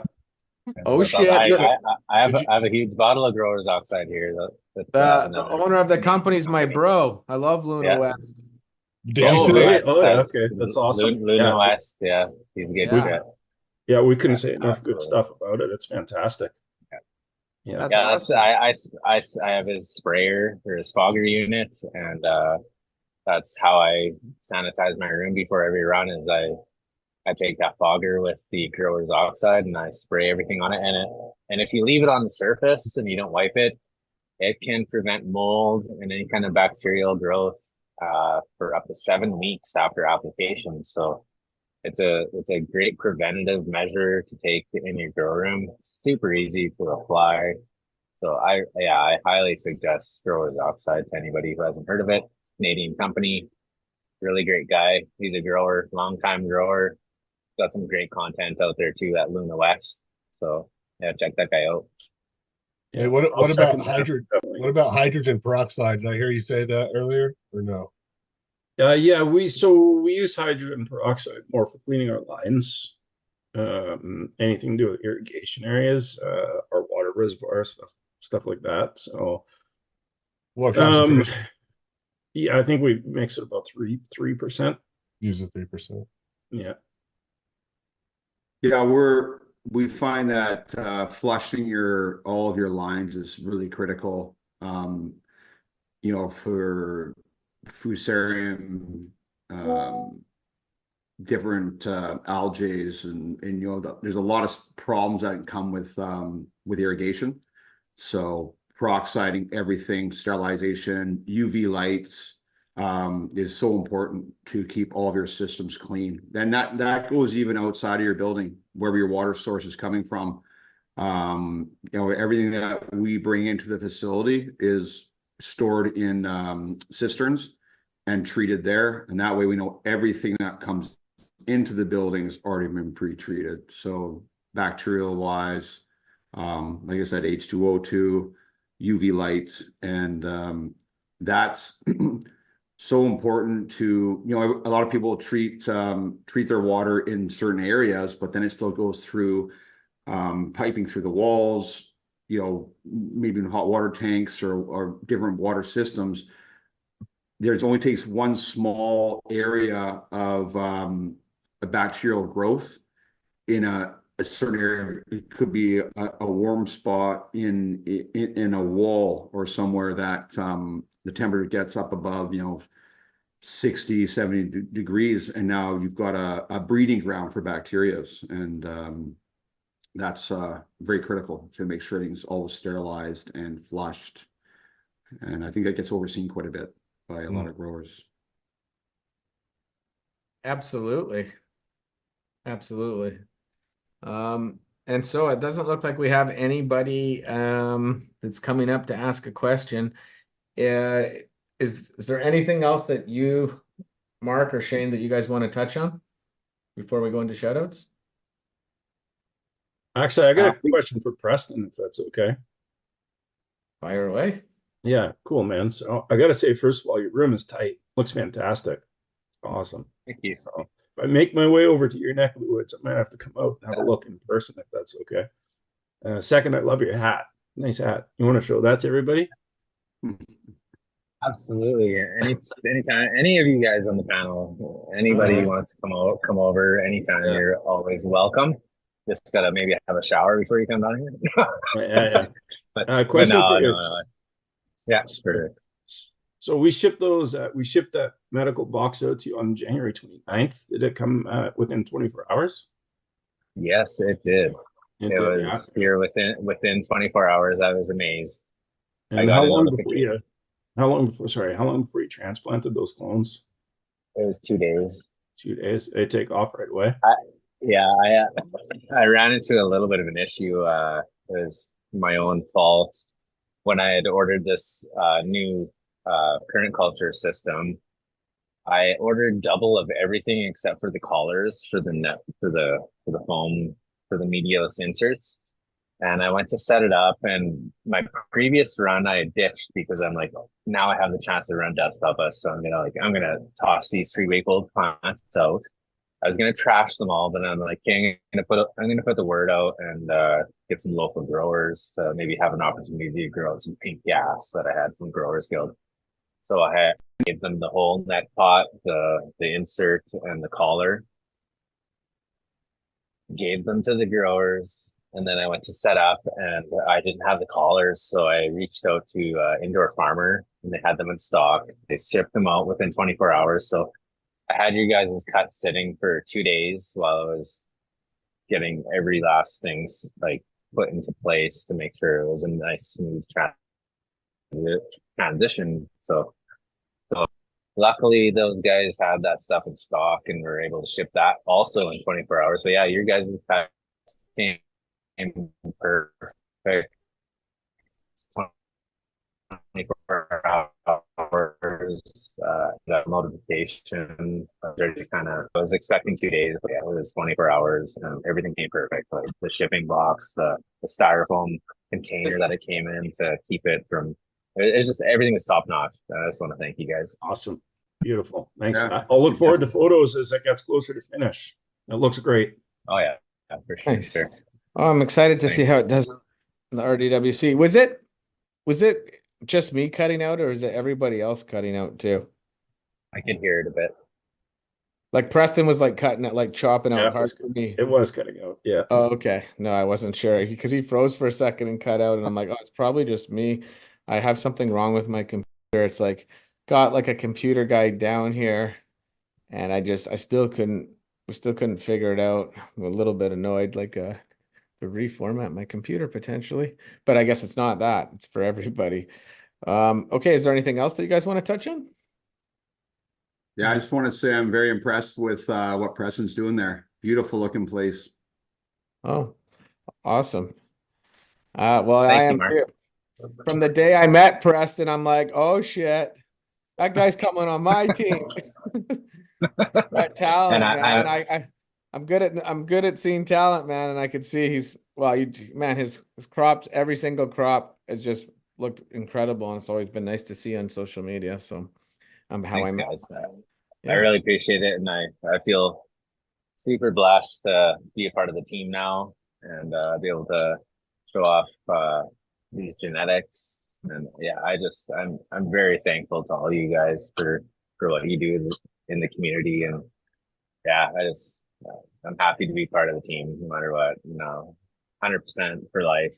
I've never been more satisfied with the products, and these cuts too are just blowing up. Like I've never had such a smooth transition going through, and I know there's a lot of factors or to play here to make sure that happens, but yeah, just everything's going so smooth. These new lights and the genetics and everything else everything's going great, and I just want to thank you guys. Awesome, man. Well, okay, well let's go into official shout outs. Then I'm gonna start with Shane. Well, shout out to you, Thomas, for being able to put all this together. We've always been a fan of yours for a long time now, through mutual friends, and your lights, dude, top notch, man. Just what you've done is amazing. So kudos to you for that. Thank you very much to the other panelists in here. It's good to see some of you again, meet some of you for the first time. And to all the followers, I'm trying to keep up with some questions that are coming through here, so I'll get to it. I see there's a question about HLVD in the UK. I haven't heard about it, but I imagine it's probably there. Somebody's probably got it someplace tucked away in there. So hopefully it's not too much of an issue. But yeah, so thanks for everyone for watching the show, and Preston for your feedback on our clones, and for growing them in the beautiful way that you are as well. Those plants look awesome. So what day of veg is that now? Is it in veg still? This is Sunday will be 3 weeks since they've hit the system. Okay, great. Yeah. Awesome, man. Well, thank you very much, Shane, and we'll definitely have you back in the near future. Mark. Yeah, I just want to thank you again for having us on your show. And a bigger thanks for everything you've done to get us retrofitted with the lights in our mother room, and helping us You know, it's the industry is very very tight right now, and overheads, you know, cost of production is such a you know, so critical right now, and you've kind of helped me, as you called it, old school, get into the next level, and we're really happy with the way the lights are performing and the trials we've done in our propagation room, which we're going to transition those over soon too. So I want to give you a big thanks for that, and thank everybody else for yeah, for having us on the show. Thanks. My pleasure, brother. No, I love working with you guys. And Preston. Yeah, just want to give a huge shout out to DML and to Lifecycle Botanics and Covert Valley Craft for joining the show tonight and supplying me with these cuts to showcase the true Death Bubba. So yeah, I'm very excited about that. And I'm also excited, and I want to throw a little shout out to at Hypo Source for supplying me with this new commercial hypochlorous acid generator that I'm going to be showing everybody on how to use, and how to save some mega amounts of money if you're running a sterile system in a hydroponics facility. So I just dropped a video right before the show. I'll be doing a follow-up video on setting up the system and how to save some mega money making some hypochlorous acid. So hope you guys all have a good night. Thanks to the other panelists too, and congratulations on the winner tonight, Arnold Lights. Peace. Thanks, Preston. Heston. Yeah, I was just didn't know if you said Preston or Heston first, so I was just gonna wait until one of us spoke, and it wasn't gonna be me the first. So shout out to Preston for speaking first there, buddy. Appreciate it.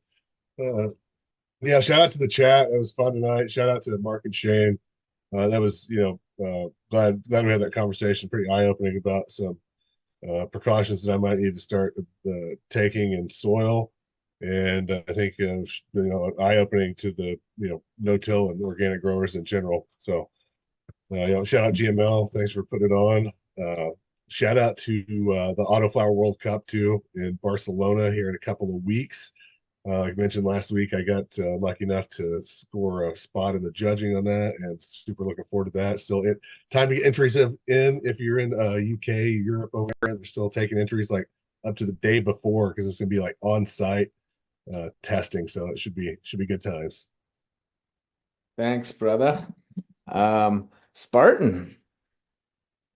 Well, first and foremost, shout out Shane and Mark, man. This was an awesome episode. And I think it was an important episode too for a lot of home growers that don't really, you know, get the industry buzz. They don't have their, you know, they don't work in the industry, and they don't really hear about it. So to get this out to the people that are growing and might see some of the stuff and maybe stop it before it gets bad. Very important episode, I think. Very important. So thank you guys. Big shout out there. Shout out everybody on the panel. I love it's like a big family, and I love coming and visiting every Sunday or Saturday. I mean, I'm all confused.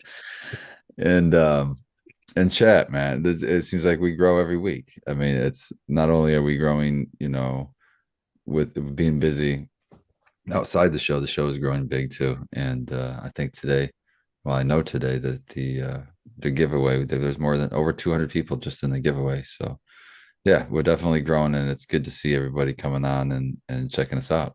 So much love, everybody. Thank you, brother. And Charlene.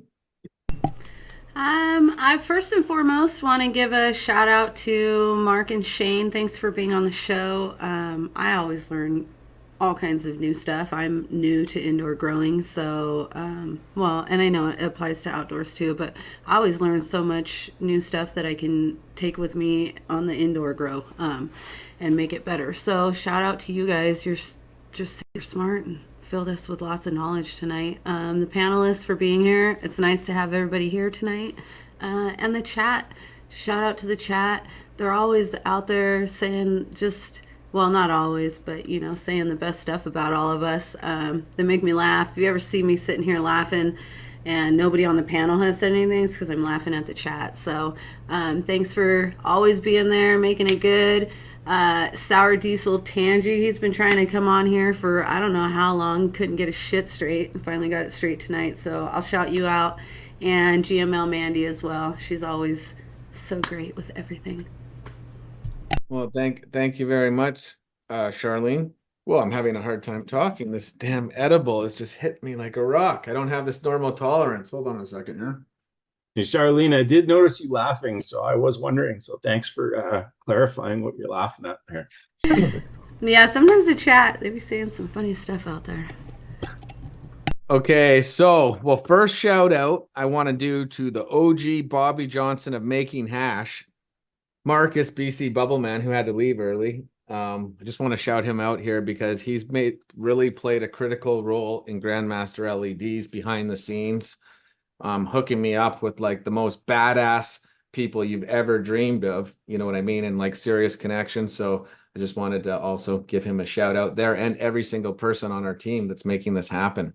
Our team is going to Spanibus pretty soon. We're part of the team, and we're it's just everything has just been insane, and it's been happening so fast. Next, I want to shout out, well, Mark and Shane, obviously, for coming on the show and sharing so much information, and I'm thankful for my partnership with you guys. And I'm just looking forward to working forward and what just with all the new genetics and the new light recipes and with all the new people that are joining the team. It just it's ridiculous. It's just awesome. Things have been happening so fast. Next, the nutrients. The nutrients are official, guys. Like we're talking, it's done. Like it's paid for. We're waiting now at this point. So the shit is really gonna happen, and this is gonna be like it was over 4 years. It's more like 5+ years, to be quite honest, since we started this. It might even be longer from the very first stuff that I had made.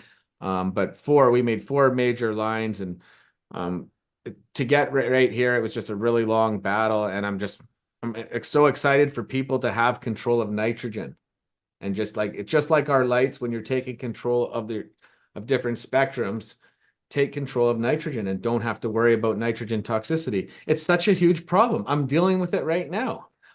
Yeah, and just being able to take that. Like it's not in a bad way that I'm dealing with it, but I have tips on my plants and I know it's from too much nitrogen and I just don't have the same sort of control. And I'm not saying that what I'm using doesn't work well, but I want full control, and that's what we've worked really hard to bring to the table.